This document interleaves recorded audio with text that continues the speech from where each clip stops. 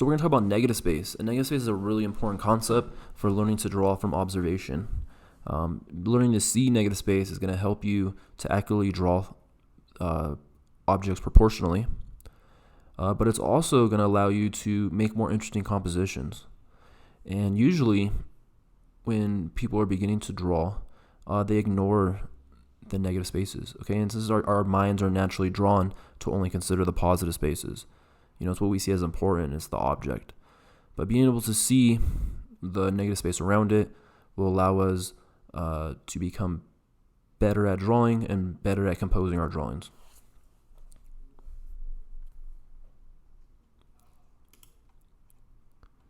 Okay, in positive space, it refers to the object.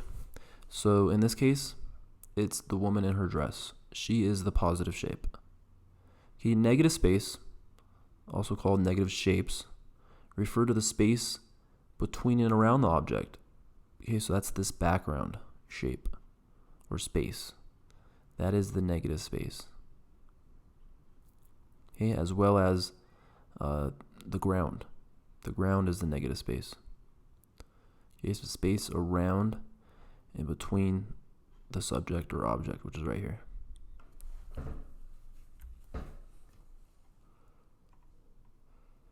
Okay, so let's look at these examples. So let's look at this one to the right. We have the death of Marat, and the negative space is going to be the space above Marat. Okay, this big dark shape. Okay, in this case, the one on the left, which is called Jealousy 1, the negative space is going to be the hair as well as this man's jacket or sweater or shirt. Okay, this is the space around the face.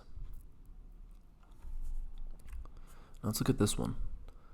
Okay, so in this one, the negative space would be the sky. Yeah, that's the negative space. Okay, the positive space would be this man and this woman. Now, what would you consider this right here? Would you consider that negative space or positive space? I would consider this negative space for the woman, but positive space for the background. Okay, so sometimes there's a little bit of ambiguity to what the positive and negative spaces are. Okay, and this relationship between positive and negative spaces are very important to an artwork. And learning to see the negative spaces and make them more intentional will make you a better artist. Okay, let's look at these examples. Okay, so the one on the left is there's a very clear distinction between negative and positive shapes, also known as negative and positive spaces. So the woman that's turned around, she's the positive space, and the negative space is the space around her.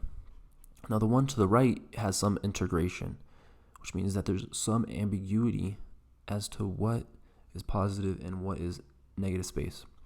So for example, her body, okay, her shoulders, the sweater, okay, is a positive shape against this background, but is a negative space for the woman's face. Okay, so in some cases there's ambiguity, but in the projects that we're going to be working on, especially the next project, it's going to be a little bit more clear cut. But just so you know in the future that it's not always that clear cut.